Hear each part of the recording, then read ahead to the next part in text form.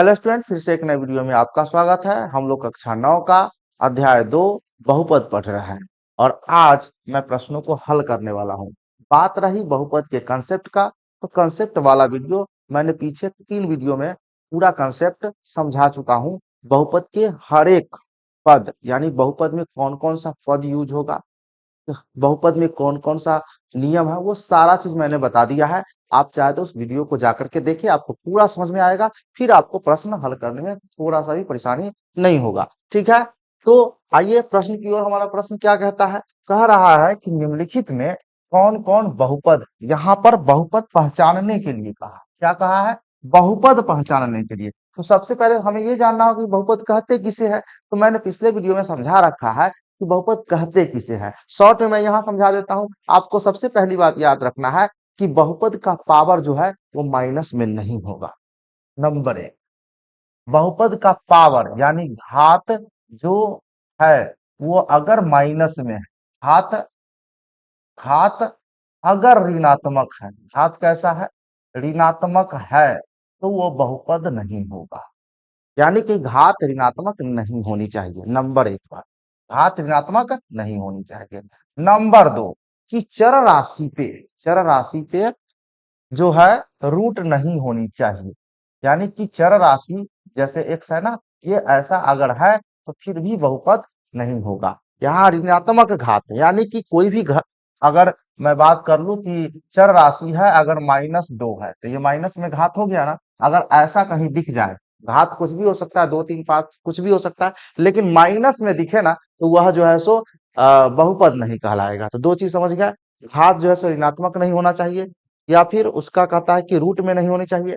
तीन चीज आपको तीसरा चीज ये कहता है कि चर का जो घात है वो बटा में नहीं होना चाहिए। जैसे 3/4 मैंने दे दिया ना, 1/2, यानी कि घात अगर बटा में है फिर भी बहुपद नहीं होगा।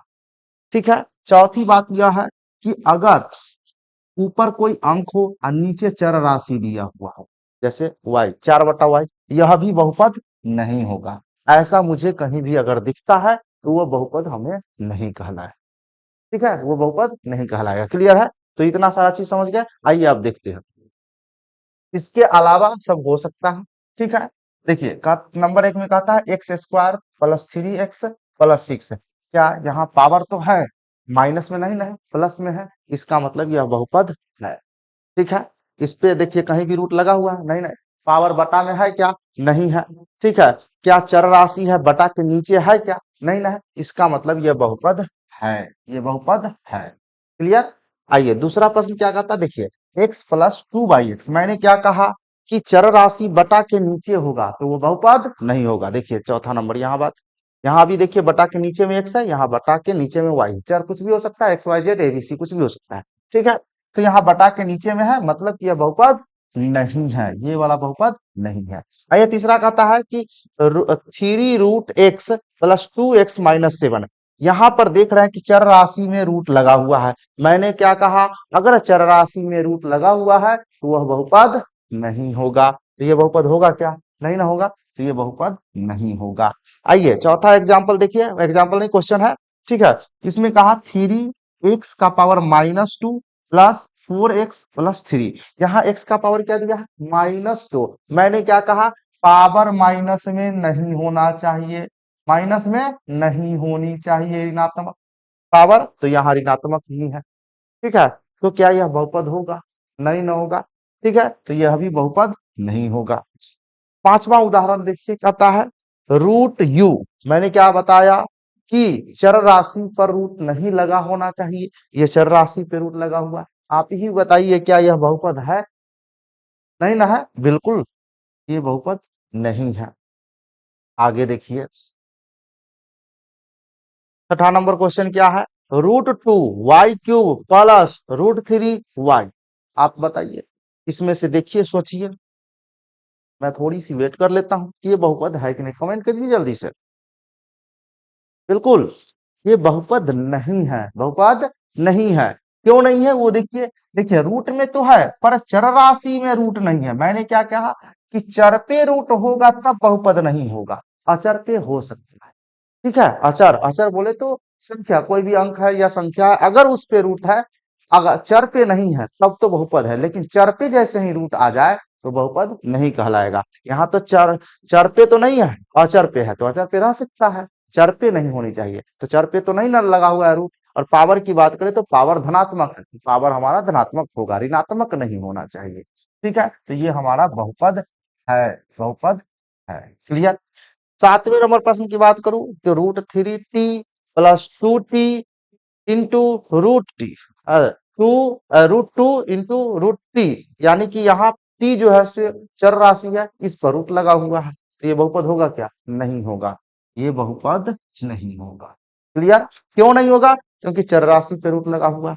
फिर देखिए यहाँ पे केवल और केवल अचर पद है, अक्षर तो इसमें है नहीं, फिर भी यह एक पद वाला बहुपद है। कितने पद वाला? एक पद वाला। इसमें तो अक्षर है ही नहीं, रूट उट कहीं नहीं दिख रहा है माइनस में, तो इसलिए यह बहुपद होगा, बहुपद होगा, है। ठीक है। नंबर 9 को देखिए, एक y² माइनस √2, आप खुद बताइए। बिल्कुल सही समझ रहे हैं आप, ये बहुपद है। ठीक है। ये क्वेश्चन 10 नंबर क्वेश्चन मैं आपके लिए छोड़ रहा हूं, आपको कमेंट करके बताना है कि यह बहुपद है या बहुपद नहीं है। अगर है तो आप यस लिखिए, अगर नहीं है तो नो लिखिए कमेंट में। क्लियर है? क्वेश्चन नंबर डाल के, ठीक है, एक का एक ऐसे करके। आगे मैं बढ़ता हूं, अगला प्रश्न क्या कहता है। क्वेश्चन नंबर 2 क्या कहता है? निम्नलिखित कथनों में सत्य कथन को स से, किससे? स से, और असत्य कथन को अ से व्यक्त कीजिए। क्लियर है? जो सही है उसको स से और जो गलत है उसको अ से व्यक्त करने के लिए कह रहा है। तो आइए देखते हैं क्या कहता है। नंबर ए में 9x³ प्लस √5x माइनस √7 वास्तविक संख्याओं पर बहुपद है। ये जो कहा गया कि वास्तविक संख्याओं पर बहुपद है, ये बात सही है या सही नहीं है, यही बात बतानी है। तो वास्तविक संख्या का मतलब क्या होता है? तो वास्तविक संख्या के अंतर्गत कौन कौन सी संख्या आती है? तो वास्तविक संख्या के अंतर्गत जो संख्या आती है वो परिमेय और अपरिमेय। आपने पीछे का चैप्टर वास्तविक संख्या पढ़ा ही होगा, आपको याद भी है। अगर नहीं पढ़े हैं या फिर याद नहीं है तो पीछे का वीडियो आप वास्तविक संख्या वाला देख लीजिए, प्लेलिस्ट में वीडियो मिल जाएगा, तो आपको पूरा समझ में आ जाएगा। ठीक है। तो वास्तविक संख्या के अंतर्गत परिमेय और अपरिमेय दोनों ही प्रकार की संख्या आती है। और परिमेय संख्या के अंतर्गत हमारा सारी गिनती की संख्या आ जाती है, दशमलव वाली संख्या आ जाती है, भिन्न वाला संख्या आ जाता है, ये सब जो है इसमें परिमेय में आ जाता है। ठीक है। और अपरिमेय में रूट वाला संख्या, यानी जिसे p/q के रूप में नहीं लिखा जा सकता, उसे अपरिमेय संख्या कहते हैं, वो भी। यानी परिमेय में वास्तविक संख्या के अंतर्गत परिमेय भी और अपरिमेय दोनों आ जाता है। ठीक है। तो यहाँ पे आप देख रहे हैं कि ये 9 क्या है? तो परिमेय है। और √5 क्या है? अपरिमेय। √7 क्या है? अपरिमेय है। तो वास्तविक संख्या के अंतर्गत तो दोनों आता है, इसलिए यह वास्तविक संख्या पर बहुपद है। इसलिए हमें यहाँ पर ब्रैकेट में क्या लिख देना है? स लिख देना है। क्या लिखना है? स लिख देना। क्लियर? क्योंकि यह कथन सही है, सत्य है। आगे आइए, दूसरा बी नंबर क्या कहता है? 11x² माइनस 16x प्लस 5 पूर्णांकों पर बहुपद है। पूर्णांक, पूर्णांक किसे कहते हैं? तो आपको याद होगा कि 0 plus minus 1 comma plus minus 2 dot dot. ठीक है। 0 को ऋणात्मक संख्या और धनात्मक संख्या को हम लोग क्या कहते हैं? पूर्णांक कहते हैं। ठीक है। ऐसा पढ़े होंगे। तो यहाँ देखिए ना, ये 11 है धनात्मक, ई है ऋणात्मक, ई है धनात्मक, ये पूर्णांक हुआ कि नहीं हुआ? हुआ ना। तो इसलिए ये भी कथन सही है, यानी इसमें पूर्णांक ही है, यह बहुपद पूर्णांक पर ही लिखा गया है, इसमें पूर्णांक ही है, इसलिए यह भी कथन क्या है? सत्य। कथन क्या है? सत्य कथन है, इसलिए मैं स लिख देता हूं। ठीक है। अब सी नंबर देखिए, 1/2 x⁴ minus 3/4 into x plus 3 पूर्णांकों पर बहुपद है। तो अभी अभी आपने देखा कि पूर्णांक कहते किसको है? 0 को कहते हैं, प्लस वाली संख्या और माइनस वाली संख्या। जो भी गिनती गिनती की संख्या जो होती है 0 से लेकर, वो तो होता ही है, साथ में उसमें अगर माइनस लगा देते हैं, जो संख्या प्राप्त होती है वह भी हमारा पूर्णांक कहलाता है। तो अभी आपने देखा, तो क्या पूर्णांक में ऐसी संख्या आपको दिख रहा है क्या? ऐसी संख्या दिख रहा है क्या? बटा वाला नहीं ना दिख रहा है, और यहाँ बटा वाला दिख रहा है, ये तो परिमेय संख्या है, और यहाँ लिख रहा है कि पूर्णांक बहुपद है। एक तरफ ये परिमेय संख्या लिख रहा है, यहाँ पे देख रहे हैं, और यहाँ पे लिख रहा है पूर्णांक पे, तो क्या सही होगा? नहीं ना होगा, ये तो गलत है, यानी असत्य है। तो हम लोग इसको यहाँ पे क्या लिखने वाले हैं? असत्य। क्लियर? बात समझ में आ रहा है? आइए क्वेश्चन नंबर डी को देखते हैं। यहाँ √3 x² माइनस √5x+7 परिमेय संख्याओं पर बहुपद है। परिमेय संख्या किसे कहते हैं? जिसे p/q के रूप में लिखा जा सके। जैसा कि आप देख रहे हैं, ये p/q के रूप में है, ये परिमेय संख्या है। परिमेय संख्या है तो परिमेय संख्या का मतलब जो p/q के रूप में हो उसे परिमेय संख्या कहते हैं। ठीक है, और जिसे p/q के रूप में ना लिखा जा सके उसे अपरिमेय संख्या कहते हैं। एक साधारण सा मैं उदाहरण देता हूं जिससे आपको आसानी से समझ में आ जाए कि अगर कोई संख्या है और वह रूट के अंदर है और उसका पूरा पूरा वर्गमूल नहीं हो रहा है ना, तो वो अपरिमेय है, और पूरा पूरा वर्गमूल हो जा रहा है तो वह परिमेय है। तो आप यहाँ देखें कि √3 का पूरा पूरा वर्गमूल हो रहा है, पूर्ण वर्गमूल हो रहा है, तो आप कहेंगे नहीं हो रहा है। √5 का भी देखें पूर्ण वर्गमूल हो रहा है क्या? नहीं ना हो रहा है। तो ये अपरिमेय संख्या है। कौन सी संख्या है? अपरिमेय। लेकिन ये तो परिमेय है, तो सब के सब होनी चाहिए, है ना? तो यहाँ तो दोनों मिक्स है, तो ये वास्तविक संख्या पे बहुपद तो है, लेकिन परिमेय पर भी नहीं है, अपरिमेय पर भी नहीं है, ये दोनों मिक्स है, तो इसको वास्तविक संख्या पे कह सकते हैं। लेकिन यहाँ कथन क्या लिखा है कि परिमेय संख्याओं पर बहुपद है, जो कि ये बात पूरी तरह से गलत है। इसीलिए इसको हम लोग क्या कहेंगे? असत्य है। और असत्य के लिए क्या लिखना है? लिखना है। बात स्पष्ट है, समझ में आ रहा है? आइए आगे बढ़ते हैं क्वेश्चन नंबर ई की ओर। ठीक है, क्या कहा है? x³ - 5 परिमेय संख्याओं पर बहुपद है। अभी अभी मैंने बताया कि जिसे p/q के रूप में लिखा जा सके उसे हम क्या कहते हैं? परिमेय संख्या कहते हैं, जैसे 2/3, 4/5 इत्यादि। तो यहाँ पे आप देख रहे हैं कि x³ है, तो यहाँ पे 1 तो अपने आप में छुपा हुआ है ही, तो 1/3 है, तो ये 1/3 यानी p/q के रूप में हुआ, तो परिमेय संख्या तो हो ही गया। और ये 5 है, इसके बटा में भी तो 1 है, तो ये भी p/q के रूप में है। इसका मतलब यह भी परिमेय है, दोनों के दोनों परिमेय है, तो परिमेय संख्या पर तो यह बहुपद है। तो सत्य की असत्य? बिल्कुल, ये तो सत्य है, सही कथन है, इसलिए क्या लिखना पड़ेगा हमें? सत्य के लिए स लिख लेना है। क्लियर? समझ में आ रहा है?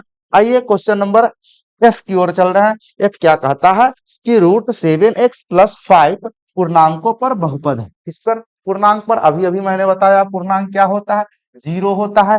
प्लस वाली संख्या, माइनस वाली संख्या, गिनती जो होती है तो प्लस में होती है, उसमें अगर माइनस लगा देते हैं वो भी पूर्णांक है।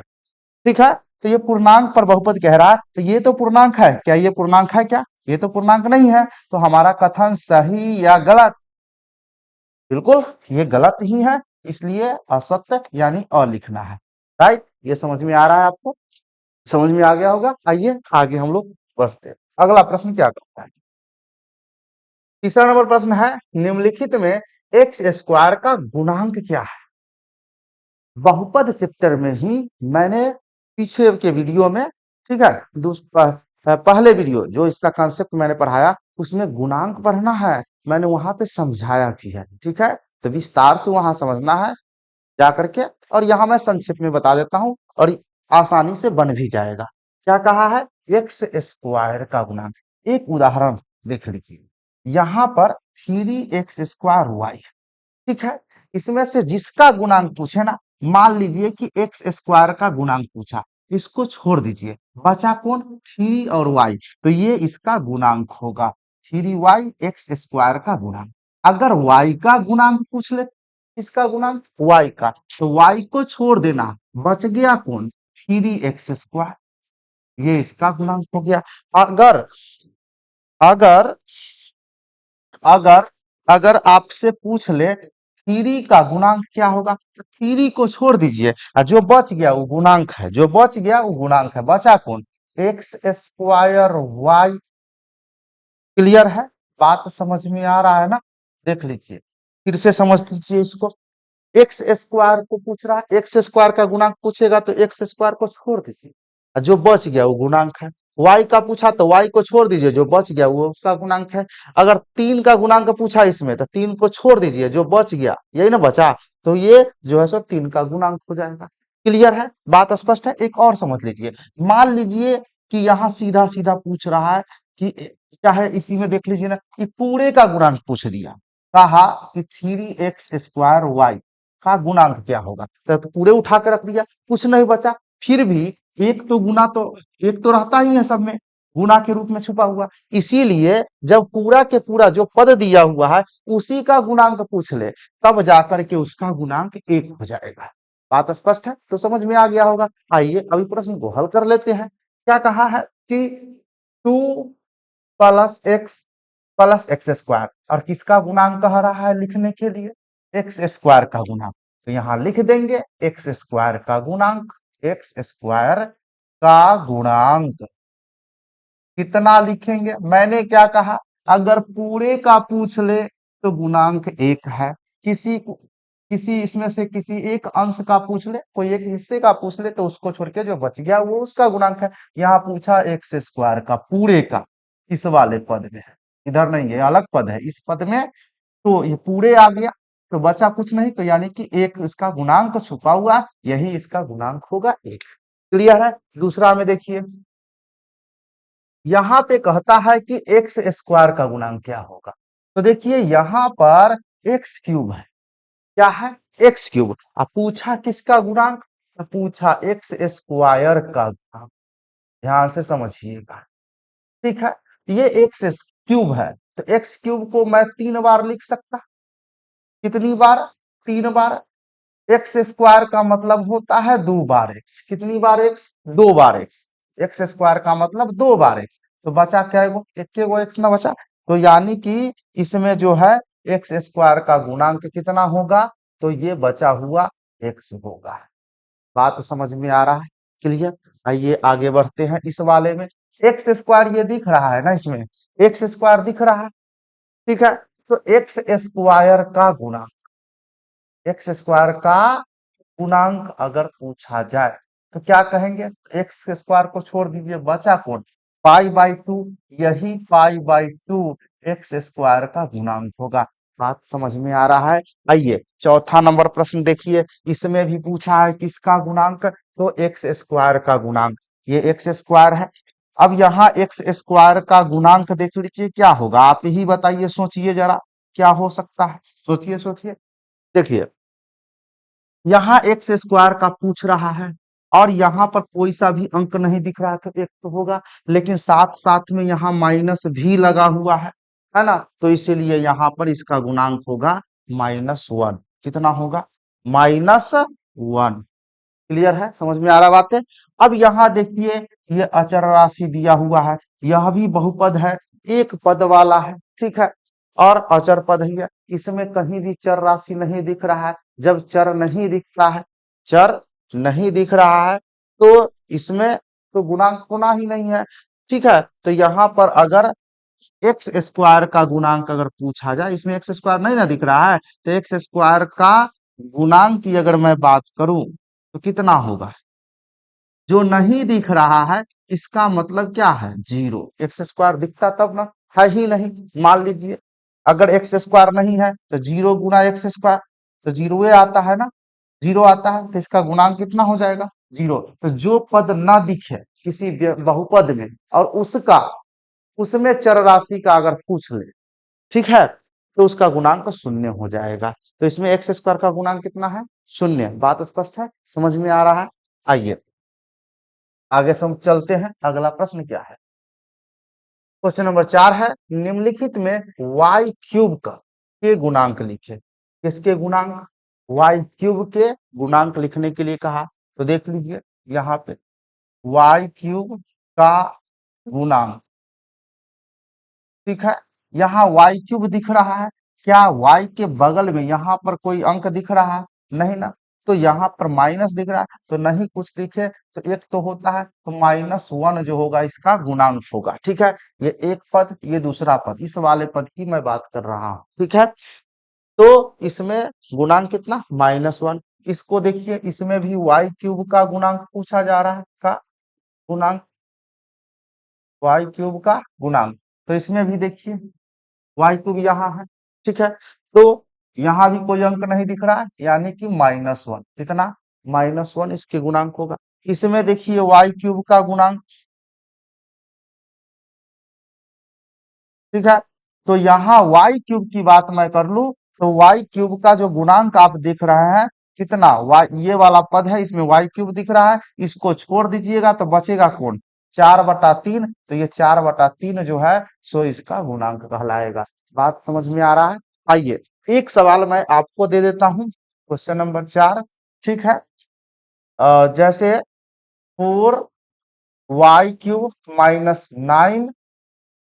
9y+7, इसमें y³ का गुणांक कितना है आप हमें कमेंट करके बताइए। ठीक है, आइए अगला प्रश्न देखा है। क्वेश्चन नंबर 5 क्या कहता है, निम्नलिखित में कौन सा बहुपद मानक रूप में है? किस रूप में? मानक रूप में पूछा है, कौन सा बहुपद मानक रूप में? ठीक है, तो कंसेप्ट वाला वीडियो में मैंने मानक रूप को खूब अच्छा से समझा रखा है। ठीक है, यहाँ मैं संक्षेप में आपको बताता हूँ कि मानक रूप क्या होता है। देखिए, जब कोई बहुपद दिया होता है तो बहुपद में घात होता है। ठीक है, तो जब वो घात के अनुसार आरोही या अवरोही बढ़ते क्रम या घटते क्रम में रहे, बढ़ते क्रम या घटते क्रम में अगर उसका घात है तो वह मानक रूप में माना जाता है। अगर उसका घात यानी बहुपद में जो भी घात आया हुआ है वो घात न तो बढ़ते क्रम में है न ही घटते क्रम में है तो वह मानक रूप में नहीं माना जाता है। ठीक है, देखिए यहाँ क्वेश्चन नंबर ए क्या कहता है, x⁵ प्लस x² -√3x+2x⁴ है। तो यहाँ पर पावर कितना है? 5 है, 2 है, इसका पावर कुछ छोड़ना मतलब 1 है। ठीक है, और यहाँ 4 है। तो देखिए 5 से 2 हुआ और 2 से घट के 1 और 1 के बाद बढ़ गया, तो यहाँ तक तो घटा फिर बढ़ गया। तो क्या ये बढ़ते क्रम में है? क्या यह घटते क्रम में है? नहीं ना, तो न तो बढ़ते क्रम में है और न ही घटते क्रम में है, इसीलिए यह मानक रूप में नहीं है। यह मानक रूप में नहीं है, तो हम लोग लिख देंगे यह मानक रूप में नहीं है। ठीक है, मानक रूप में नहीं है। मैं डायरेक्टली यहाँ क्रॉस चिन्ह दे देता हूँ। ठीक है, जो नहीं होगा मैं क्रॉस लिख दूंगा, जो होगा उसमें सही का टिक कर दूंगा। आइए क्वेश्चन नंबर बी देखिए क्या कहता है, y² - 2y⁴ plus 3y - y³ + 4। इसमें आपको घात देखना है। क्या देखना है? घात। 2 के बाद 4 हो रहा है, 4 के बाद 1 हो रहा है, 1 के बाद 3 यानी घट के फिर बढ़ रहा है। तो यह भी न तो बढ़ते हैं क्रम में न ही घटते क्रम में, इसलिए यह भी मानक रूप में नहीं। क्लियर है?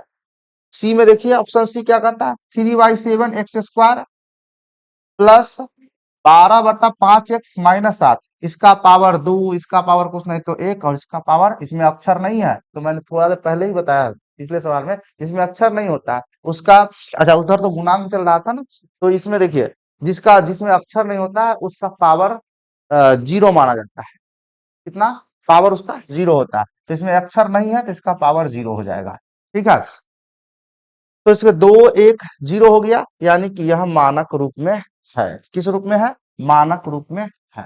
ठीक, डी नंबर में देखिए x³ यहाँ देखिए x³ बोल रहा हूँ, 3x² - 4x³ प्लस 5 - 7, इसका 2 फिर 3 बढ़ रहा है, यहाँ पर 0 और यहाँ पर 1। ठीक है, तो बढ़ और घट रहा है यानी मिक्स है, तो यह भी मानक रूप में नहीं है। तो मानक रूप में हमारा कौन है? Option C is right answer हो जाएगा।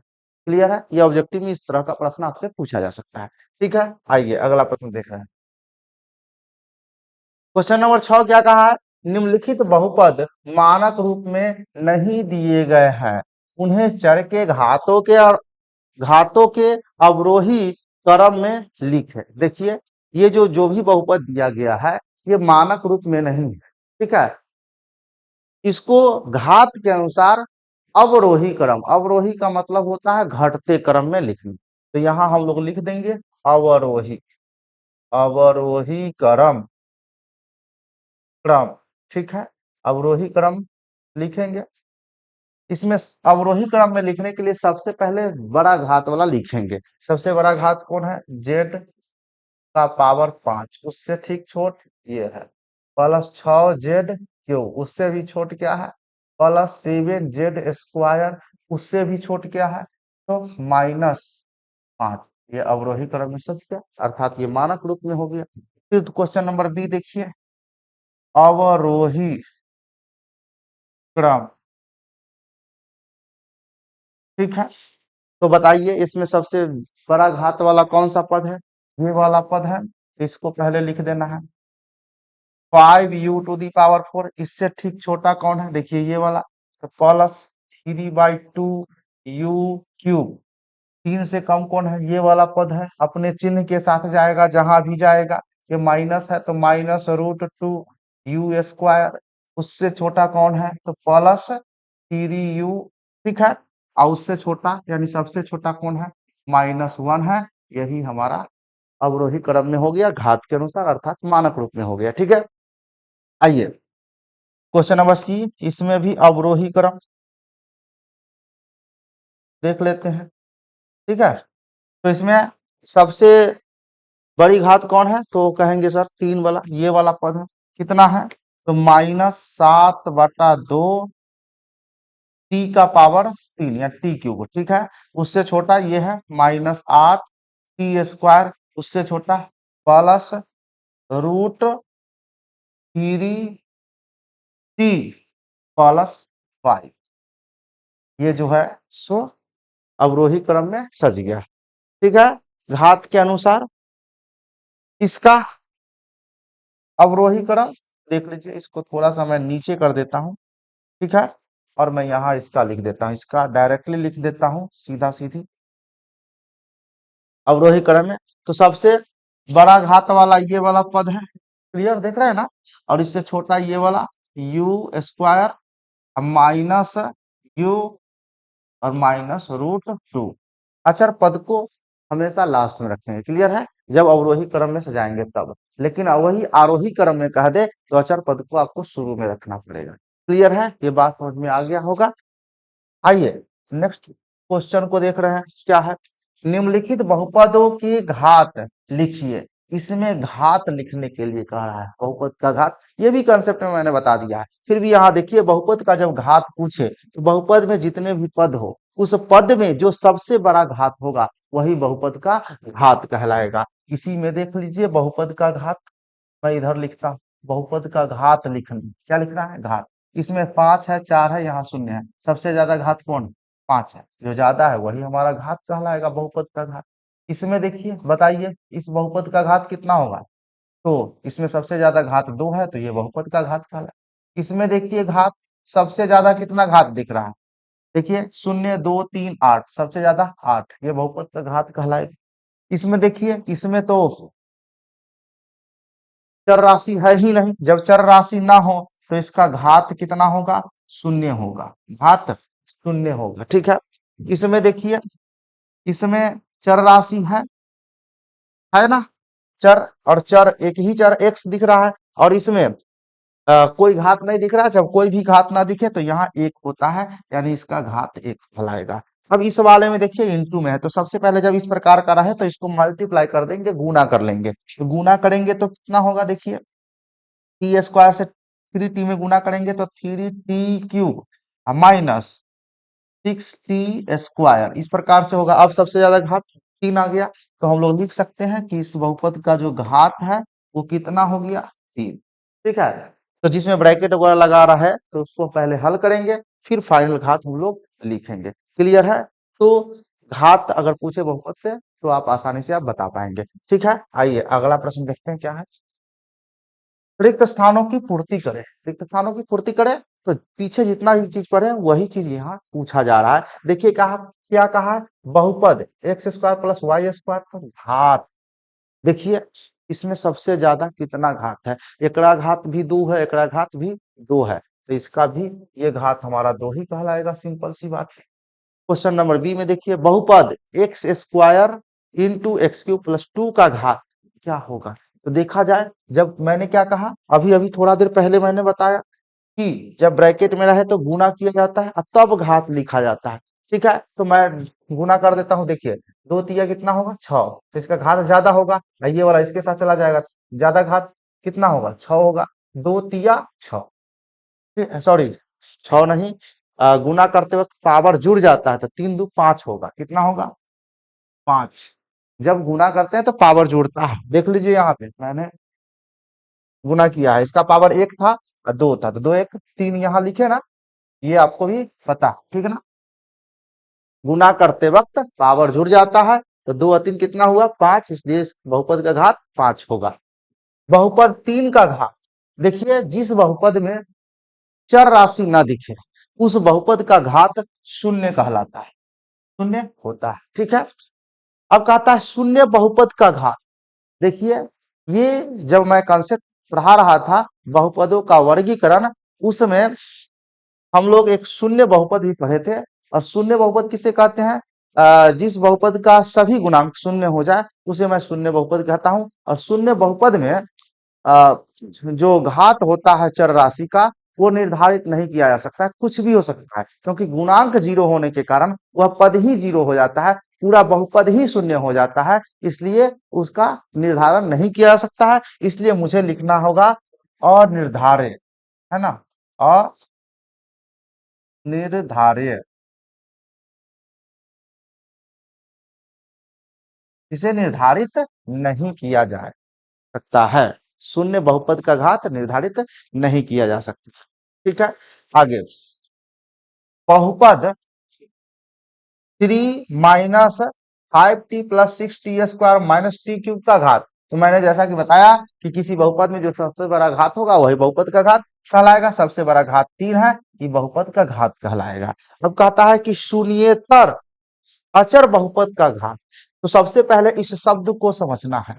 शून्येतर यानी कि शून्य इतर, शून्य जोड़ इतर, शून्य धन इतर, ठीक है। यहाँ संधि के कारण शून्येतर बन गया है, यानी कि शून्य से अलग, यानी कि शून्य को छोड़कर, शून्य को छोड़कर अचर बहुपद, कोई अचर बहुपद है, शून्य नहीं है, शून्य के अलावा कोई दूसरी अचर बहुपद है। जैसा कि आपने यहाँ देखा, ये शून्य को छोड़कर 3 है ना, तो इसका घात कितना मैंने लिखा? शून्य लिखा। उसी प्रकार से शून्य को छोड़कर कोई दूसरा अचर राशि है और वो, तो उस बहुपद का घात कितना होगा? तो शून्य होगा, सिंपल सी बात है। तो यहाँ पे शून्य कहलाएगा, ठीक है। तो इस वीडियो में मैंने जितने भी प्रश्नों को हल कर दिया वो आपको समझ में आ गया होगा। फिर भी कोई प्रश्न बच गया होगा, आप हमें कमेंट बॉक्स में लिख सकते हैं, ठीक है। मिलते हैं नेक्स्ट वीडियो में, तब तक के लिए धन्यवाद।